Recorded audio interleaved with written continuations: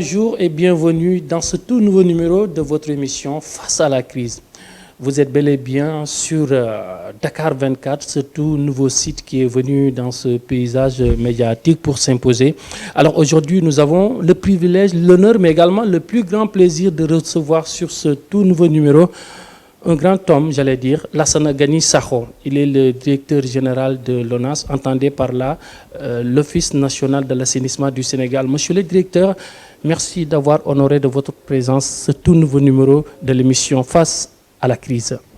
Merci Badara, c'est toujours un plaisir. C'est un plaisir d'être là, d'être invité par, comme vous dites, ce tout nouvel arrivant dans le paysage médiatique. Je vous souhaite beaucoup de chance. On obtient tout par la persévérance, par le travail. Et je pense que votre passé a montré que vous avez bien fait de faire le grand saut. Le reste, je pense, c'est une question de travail, de crédibilité. Vous en avez.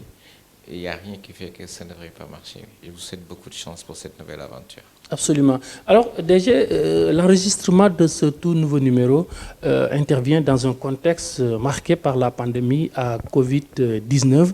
Alors comme tout manager, alors s'il y a aujourd'hui des réaménagements qui sont faits au sein de cette structure que vous dirigez pour quand même parer à des éventualités, peut-on avoir une idée quand même de ces mesures qui sont prises pour sécuriser un temps soit un peu les agents qui sont au niveau de l'ANS?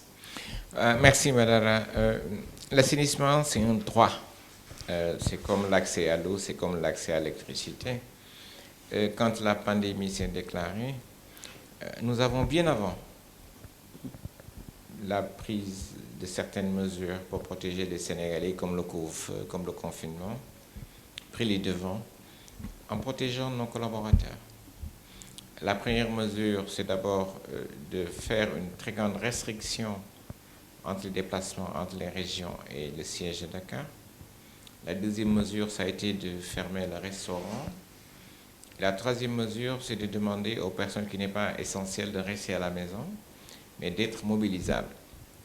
Et ces mesures, nous les avons prises bien avant que le couvre-feu, le confinement ait été décidé, parce que nos collaborateurs de l'ONAS travaillent dans des situations très très difficiles et ils sont souvent exposés à des eaux usées.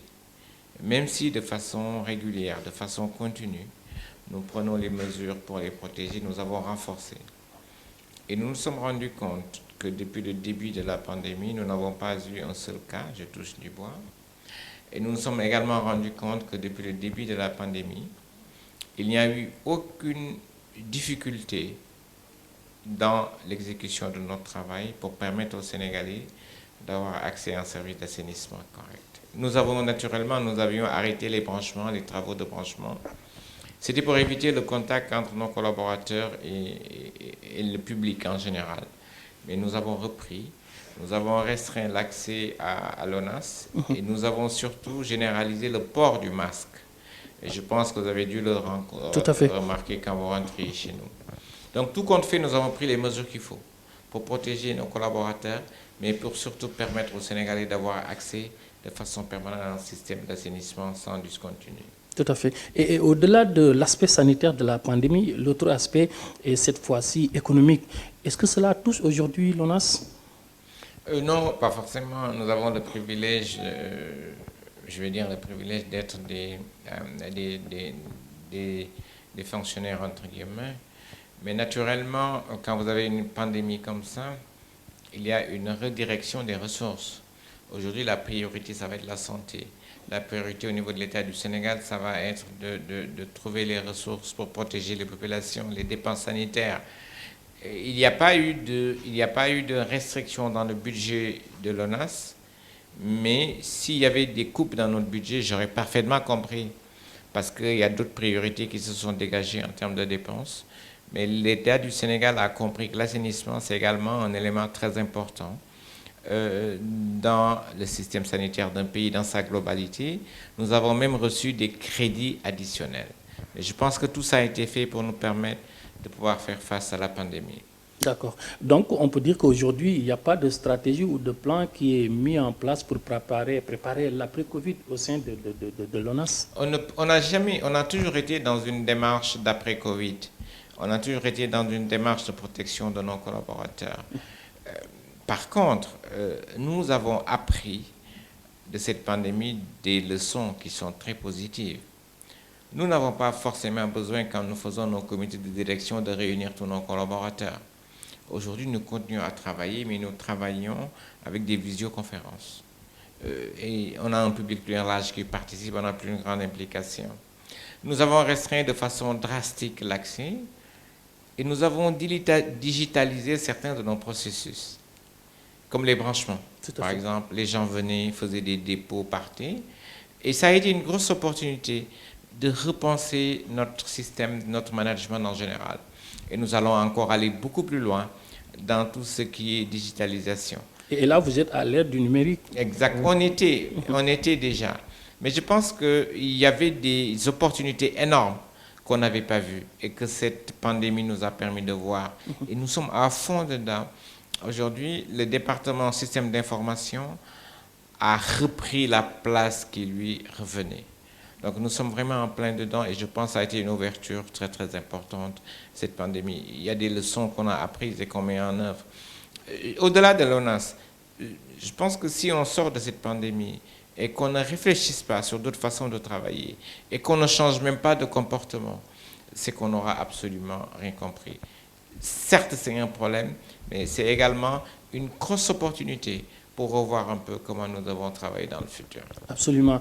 Alors, l'hivernage, c'est presque déjà installé et déjà, c'est la psychose. C'est bon nombre de Sénégalais qui pensent déjà à des inondations avec leur lot de désagréments.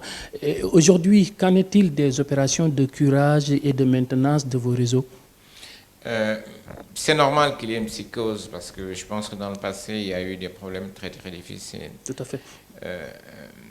Je ne suis pas dans la politique, mais quand on regarde 2012 maintenant, il y a eu des améliorations significatives. Aujourd'hui, après une saison des pluies, vous ne voyez plus les gens dormir dans les salles de classe. Aujourd'hui, avec une saison des pluies, vous ne voyez plus l'ancienne foire de Dakar occupée par des populations. Il y a des avancées significatives, il y a quand même des choses qui restent à faire. Pour 2020, il y a eu des innovations majeures. Nous avons commencé les opérations pré-hivernales le 15 avril, c'est-à-dire 2 mois avant la saison des pluies, 2 mois, 3 mois même avant la saison des pluies, nous avons commencé. Nous allons tout finir le 31 juillet. Ça, c'est une innovation majeure parce que l'État du Sénégal a mis à la disposition de l'ONAS 3 milliards de francs pour les programmes de lutte contre les inondations. L'État du Sénégal a mis à la disposition de l'ONAS 1 milliard de francs pour les opérations pré-hivernales. C'est un bond très important. Autre changement majeur qui est arrivé, l'APIX, l'ONAS, l'AGEROUTE se sont mis ensemble pour dire nous travaillons pour les populations. Nous sommes arrivés à faire quelque chose de très important, casser les barrières. Nous avons des protocoles d'accord avec l'APIX et nous allons prendre directement en charge certaines opérations très importantes que faisait l'APIX, dont l'assainissement n'est pas son cœur de métier. Nous allons faire exactement la même chose avec l'AGEROUTE. Nous allons prendre en charge la mosquée Messilatul Jinan à Koloban, que l'AGEROUTE gérait directement. L'AGEROUTE a mis à notre disposition. Et c'est l'ONAS qui va gérer ce système d'assainissement des eaux pluviales dans cette mosquée. Nous avons également prendre en charge le pont de l'émergence que gérait l'AGEROUTE. Et c'est la première fois, à ma connaissance, depuis 3 ans, que nous sommes en train de curer le canal 4, qui est un canal très important dans le système de drainage des eaux pluviales. Nous allons également curer le canal 6. Et nous allons encore curer beaucoup de canaux dans la banlieue de Karaouaz. Dans les régions, exactement la même chose. Nous avons fini Kaolack, nous avons fini Diourbel, nous avons fini Touba, nous avons fini Thiès. Nous avons fini Mbour, nous sommes en train d'attaquer l'axe nord. Tout ça, c'est des avancées significatives qui devraient nous permettre de passer un bon hivernage. Il y a également UCG qui a fait un très bon travail de désensablement, Tout à fait. qui devrait aider. Je ne dis pas que nous n'aurons pas d'inondation. Tout dépend de l'intensité des pluies. Mais le travail de préparation qui devait être fait a été fait par l'État du Sénégal dans sa globalité. Ce n'est pas seulement l'ONAS. Et je pense que nous devons arriver à avoir un hivernage qui soit correct. Mais l'hivernage cette année va aussi tomber avec la Tabaski. Absolument. Tout le travail qui a été fait, si nous n'avons pas derrière les comportements adéquats qu'il faut, nous allons tous, les pouvoirs publics et les populations, avoir des problèmes. Et là, est-ce que vous faites dans la sensibilisation? Parce que l'année dernière, vous, accompagné du ministre en charge de l'eau et de l'assainissement, avez effectué des déplacements dans plusieurs localités, notamment à Ouakam, où certains comportements des populations ont provoqué quand même des inondations au niveau de ce quartier. Voilà, nous faisons de la sensibilisation en permanence. Nous faisons de la sensibilisation tous les jours. La sensibilisation, elle porte, c'est vrai, certes, sur les ouvrages d'eau usée, mais elle porte également, d'eau pluviale plutôt, mais elle porte également sur les ouvrages en général. Ces ouvrages n'appartiennent pas à l'ONAS. Ces ouvrages participent au bien-être de la vie des populations. Donc ces ouvrages appartiennent plus aux populations qu'à l'ONAS.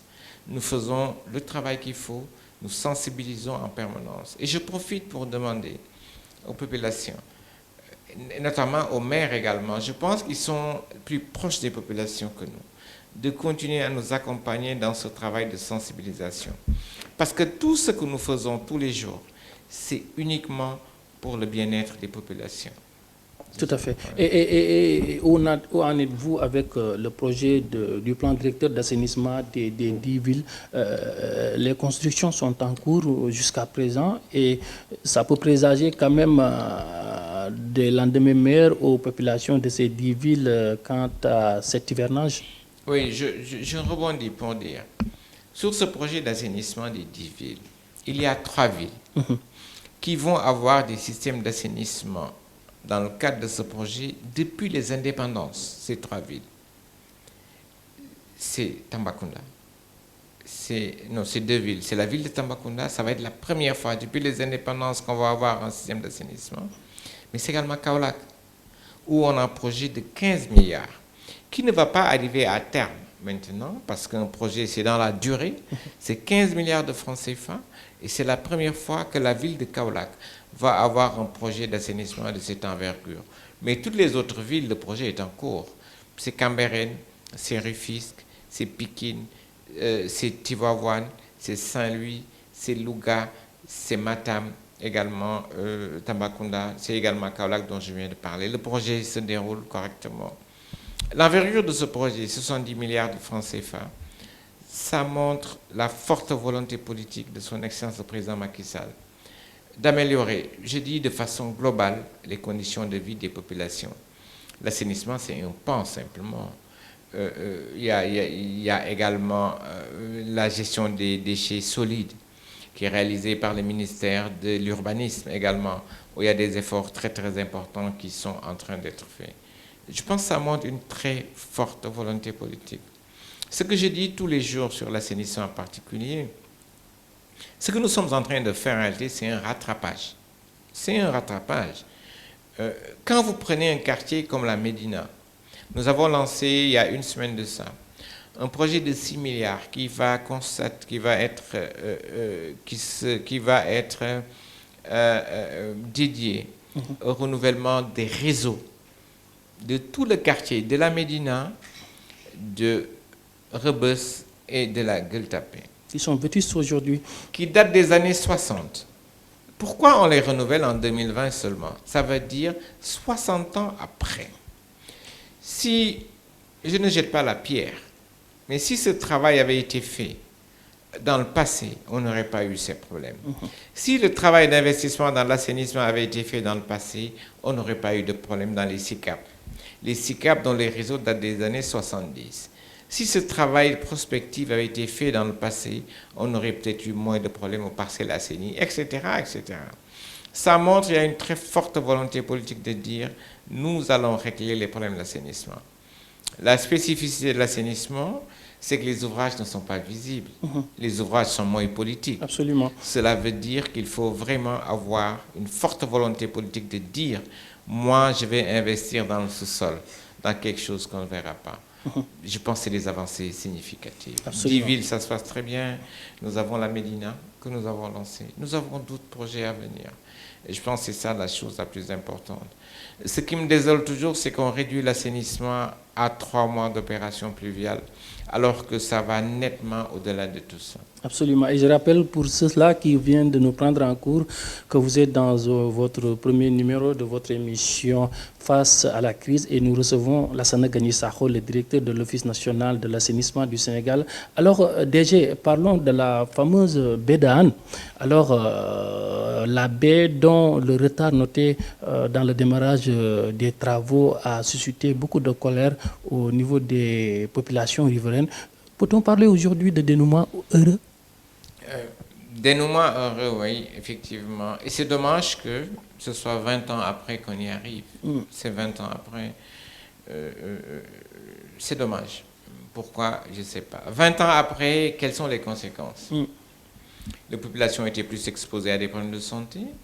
Le coût de la dépollution a été pratiquement multiplié par 2. 20 ans après, je ne sais pas pourquoi 20 ans après. Ce que je peux dire, nous avons été instruits par son Excellence le Président Macky Sall de démarrer ce projet assez rapidement. Je suis arrivé à l'ONAS en octobre 2017. En octobre 2017, le financement du projet de dépollution de la baie de Hann n'était pas bouclé. Ma référence, moi, ce n'est pas 20 ans. C'est qu'entre octobre 2017 et juin, et mai, je vais dire, mai 2020, le projet a abouti. Moi, je suis sur un horizon de 2 ans et demi. En 2 ans et demi, nous sommes arrivés à relancer ce projet qui a tardé pendant très très longtemps. Je pense que la chose la plus importante, c'est de regarder devant. Les travaux ont effectivement commencé. Même avant la signature du contrat, l'entreprise a commencé les sondages. On va probablement faire un lancement officiel. Peut-être oui, peut-être non. Mais ce que je peux vous dire, c'est qu'il ne peut plus y avoir de retour en arrière. Et ce projet, il a démarré et il sera mené à terme par l'ONAS. Je profite de cette opportunité pour remercier l'Agence française de développement. On n'a jamais vu un bailleur instruire un projet pendant 10 ans. Ça n'existe pas. Au bout de 5 ans, quand un projet ne fonctionne pas, le bailleur le sort de ton portefeuille. Ils y ont cru. Je remercie aussi le Royaume de Hollande qui a financé sur une subvention non remboursable une partie du projet de dépollution de la baie d'Anne, comme l'Union européenne. Et les bonnes choses se font toutes seules. Aujourd'hui, la coopération chinoise est en train de dire « je veux travailler sur ce projet ». C'est parce que c'est un projet novateur. C'est la première fois en Afrique qu'on aura un projet pollueur-payeur. Et ce projet va permettre de mettre le Sénégal sur la carte du monde lors du sommet mondial de l'eau. Parce que c'est une innovation majeure. Prévu en 2022 2021, 21. Naturellement, ça avec va cette probablement être, situation. je pense qu'il y aura un Effectivement. report. Je ne suis pas dans le secret de Dieu, Tout à fait. mais le bon sens va vouloir que ce projet, ce sommet mondial de l'eau se tienne. Mais ça permettra, ce projet de la baie d'Anne va permettre de mettre le Sénégal sur la carte du monde. C'est la première fois en Afrique, il n'y en a pas, je dis en Afrique dans son entièreté, qu'on aura un système pollueur-payeur. Mais ce n'est pas seulement une dépollution, c'est régler le problème de santé publique de 500 000 Sénégalais qui vivent dans les communes de Hann, Bel-Air, de Mbao, de Thiaroye, de Pikine. Ce projet, c'est une révolution, en réalité. Je pense que c'est le projet le plus complexe. Je parle de complexité, je ne parle pas de montant que l'État du Sénégal ait à monter, à cause de toutes les interactions qu'il y aura. Mais ce projet va permettre de dépolluer le port de Dakar également. Donc c'est un projet, moi je dis, c'est un projet magique et nous sommes arrivés à le faire, sans tambour ni trompette, en mettant au travail toutes les équipes de l'ONAS. Ce n'est pas le DG de l'ONAS qui a réussi, mais c'est une équipe engagée. Toute l'ONAS qui a dit, ce projet, nous allons le faire et nous allons y arriver. Et la durée des travaux? La durée des travaux varie, c'est de 24 à 36 mois. Je pense qu'en 36 mois, on aura effectivement fini. Et vous en êtes à combien de mois présentement? Non, je veux dire, on est à 0 mois. D'accord. Dans l'exécution, je veux dire. Mais je pense que la chose la plus importante, regardez devant, c'est que nous sommes arrivés à faire ce projet. Alors, l'émission est presque arrivée à terme, mais j'ai l'envie de vous poser tellement cette question. Vous êtes toujours dans le secteur de l'eau et de l'assainissement après avoir démarré quand même l'OFOR, l'Office national des forages ruraux. Alors, entre l'OFOR et l'ONAS, il n'y avait qu'un pas à franchir, il faut le dire. Aujourd'hui, selon vous, quelle est la mission la plus exaltante entre les deux, l'OFOR, je veux dire, et l'ONAS? Les deux missions sont toutes exaltantes. Parce que sur les missions, il s'agit de servir les Sénégalais. Il s'agit de servir, naturellement, avec la confiance d'un homme.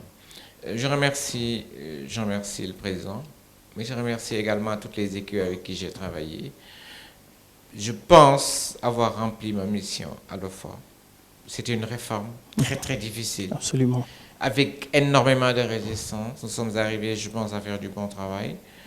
L'ONAS, la grosse satisfaction, c'est d'être arrivé à mobiliser les équipes, mais c'est surtout d'être arrivé à avoir la très bonne volonté, la confiance des partenaires techniques et financiers. Je pense que travailler pour son pays, il n'y a rien de plus exaltant. Il y a des difficultés, il faut le dire. Il y a des difficultés. Et pour y arriver, ce n'est pas seulement les capacités intellectuelles, ce n'est pas seulement l'engagement, mais surtout, il faut être résilient. Ça, c'est quelque chose de très, très important. Il faut être résilient. Il faut savoir encaisser les coups. Il faut simplement se dire que nous travaillons pour un peuple. Et nous travaillons pour la réussite des projets de son Excellence le président Macky Sall. Il y a 14 millions de Sénégalais qui auraient pu être à ma place. Quand vous êtes choisi, je pense qu'il faut se donner au maximum. Parce qu'il y a 14 millions de personnes qui auraient pu être à ma place. Ce n'est pas une question de commodité matérielle, mais c'est plus une question de dire « je sers mon peuple ». Et je pense que c'est là toute la grandeur de la mission de service public que nous devons exécuter. Et toute la grandeur de la mission de service public qui nous est confiée. Et quand on parle ou on prononce le nom Lassana Gagny Sakho, les Sénégalais pensent souvent ou font allusion à la réussite dans les missions, dans les travaux, mais également la compétence, mais également cette rigueur dans le travail. Au-delà de ces qualificatifs, y a-t-il un secret? Je vais vous répondre en wolof de mon deuxième bop. Je suis têtu. Et quand je veux quelque chose, je me donne tous les moyens d'y arriver naturellement dans la légalité. Et je pense que c'est ça qu'il faut dans notre pays. Vous savez, parfois c'est très dur. On traîne votre nom dans les journaux. On écrit des choses qui ne sont pas forcément bonnes. Même si vous êtes résilient, vos proches sont touchés. Mais moi, je dis, quand on fait une mission comme ça dans ce pays comme le Sénégal, si vous devez vous occuper de ce qu'on dit sur vous dans les réseaux sociaux, si vous devez vous occuper de ce qu'on dit sur vous dans la presse en ligne, si vous devez vous occuper de ce qu'on dit sur vous en général dans la presse, vous n'y arriverez jamais, au plus grand jamais. Absolument. C'est comme quelqu'un qui monte sur un arbre et qui doit répondre à tous les coups qu'on lui donne en dessous. Mais il ne va jamais arriver à son travail.